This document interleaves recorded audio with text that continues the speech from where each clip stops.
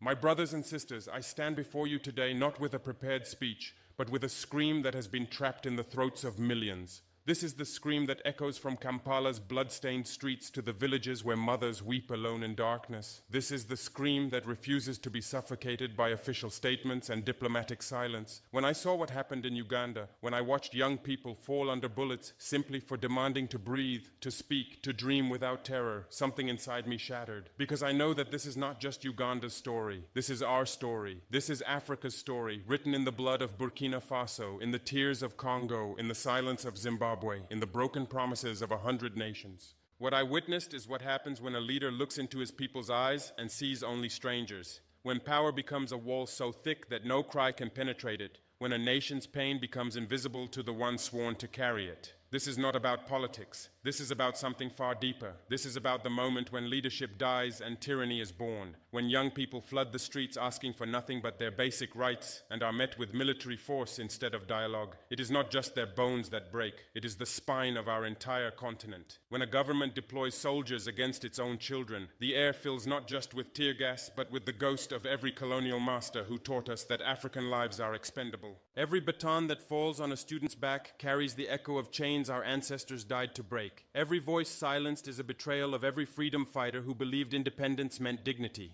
This is the pain of every African who dared to believe their leader would be different. And yet, here we are in 2024, still fighting the same battles our grandparents thought they had won. I am young. Many say too young to speak with such authority, but age is not measured in years when your soul has walked through fire. I came to power not through lineage or military cunning alone, but through a promise whispered in the hearts of a generation that refused to die in silence. I represent something dangerous to old systems, the possibility that a leader can still feel, that a president can still bleed when his people bleed, that power does not have to turn a human being into stone. When I speak, you do not hear rehearsed political scripts written by advisors who have never missed a meal. You hear the raw voice of a man who knows what it means to watch your country suffocate under corruption, to see your sisters lack medicine in hospitals that should be healing them, to bury friends who died from preventable diseases because the national budget was devoured by men in expensive suits who travel in convoys while children walk barefoot to schools without roofs. I have seen what happens when a government forgets that its first duty is to its people. I have watched mothers choose which child gets to eat because there is not enough food for all. I have seen young people with university degrees selling phone credit on street corners because the economy has been hollowed out by corruption. I have witnessed the quiet desperation in the eyes of farmers who work from sunrise to sunset but cannot afford to send their children to school. I am the embodiment of Africa's refusal to accept that leadership must always become betrayal. I am living proof that the son can choose a different path than the father, that we do not have to repeat the same cycles of hope and disappointment, revolution and oppression, liberation and tyranny. This is why my words to Museveni cut so deep, because they came from profound recognition, from a place of knowing exactly what happens when power corrupts a once noble heart. I looked at Uganda and saw Burkina Faso. I looked at young people bleeding in the streets and saw my own people. I looked at a leader who had become deaf to his nation's cries and saw the ghost of every liberation hero who lived long enough to become the oppressor. I saw the trajectory that I myself must constantly fight against, the gravitational pull of power that tries to convince every leader that they are indispensable, that their people need them to rule forever, that leaving power would be a betrayal of their legacy. Your people deserved better. 5 words, simple, devastating, true. Not an insult, not diplomatic provocation, but a lament, a recognition of tragedy that did not have to happen, a statement of fact that cannot be disputed by anyone who witnessed what transpired in Uganda's streets. The world saw everything, and this is what haunts every dictator in the digital age. In this era of cameras and smartphones, there is nowhere to hide. The footage exists. The evidence is immortal. History will not forget. The blood on the pavement is documented. The cries of mothers are recorded.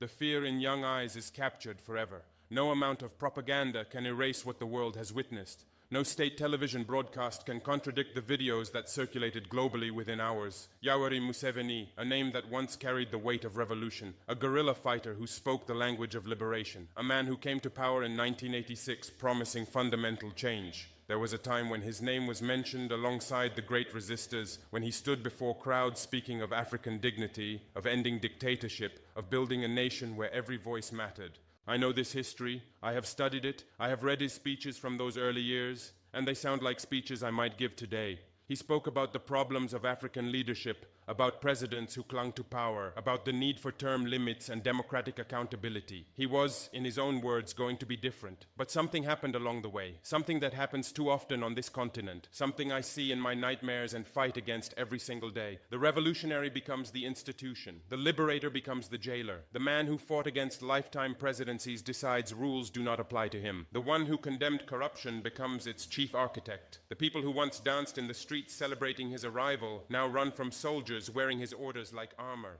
This is the African tragedy written in 1,000 variations across our continent. The story of how power corrupts not gradually but absolutely. How a man can look in the mirror and no longer recognize the young fighter he used to be. How a leader convinces himself that holding power is national service, that his people are not ready for change, that he alone understands what is best for them, that without him the nation would collapse into chaos. But the people are not children waiting to be told what is good for them. The people are not a resource to be managed or a threat to be controlled. When citizens march demanding accountability, they are not asking permission, they are not begging for favors, they are reclaiming what was always theirs by right, what was stolen from them through violence and manipulation and the slow erosion of democratic institutions. The confrontation in Uganda is about a choice every African leader must make, a choice I must make every single day. Will you listen or will you silence? Will you serve or will you rule? Will you recognize that the presidency is temporary but the nation is eternal? Will you understand that you are a custodian, not an owner, that you hold power in trust for the people, and that trust can be revoked? Museveni chose violence when his people demanded dialogue. He chose intimidation when they asked for accountability. He chose to see enemies where there were only exhausted citizens begging to be heard. He looked at young people in the streets and saw a threat to his power, rather than the children of Uganda crying out for a future. In doing so, he joined the long list of African leaders who forgot that the people are not the enemy, that the greatest threat to any nation is not its citizens demanding change, but its leaders refusing to listen. The military is not meant to be aimed inward. This is a fundamental principle that every leader must understand. Soldiers are trained to protect borders, not to shoot school children. Police exist to serve communities, not to terrorize them. When a government fears its own population more than external threats, it has lost its legitimacy. When leaders deploy violence against protesters, they are not displaying strength. They are revealing their deepest weakness, their most profound failure. They admit they have run out of arguments, cannot defend their record, have nothing left to offer but fear. This moment transcends Uganda. This is a mirror held up to every African capital where leaders have overstayed their welcome. This is about every country where elections are theatrical performances with predetermined outcomes, where the results are known before the first vote is cast. This is about every nation where youth unemployment is a national emergency but the president's convoy has 50 cars. Every place where hospitals lack basic supplies but government officials fly to Europe for medical treatment. Every capital where schools are crumbling but ministers send their children to private academies abroad. This is about the silent agreement between old men in power who protect each other's thrones while their nations crumble beneath them. The unspoken pact that says we will not criticize each other, we will not hold each other accountable, we will maintain the facade of African unity even as we individually betray everything our independence movement stood for. The anger you see in Uganda is the same anger simmering in Tanzania, in Rwanda, in Zimbabwe, in Cameroon, in every place where a generation looks at their leaders and sees only obstacles to their future. The frustration is continental, the exhaustion is collective, the realization is spreading like wildfire across our lands. We do not need strongmen, we need servants. We do not need fathers who rule until death. We need leaders who understand their time is limited and their duty is sacred. We do not need liberators who become oppressors. We need public servants who remember that they work for the people, not the other way around. This is where my intervention becomes revolutionary, because I am breaking the code of silence that has protected dictators for generations. For too long, African leaders have had an unspoken pact. Do not criticize each other publicly. Do not call out each other's abuses. Maintain the illusion of Pan-African unity even as you brutalize your own people. Attend each other's summits and smile for cameras while your citizens suffer in silence.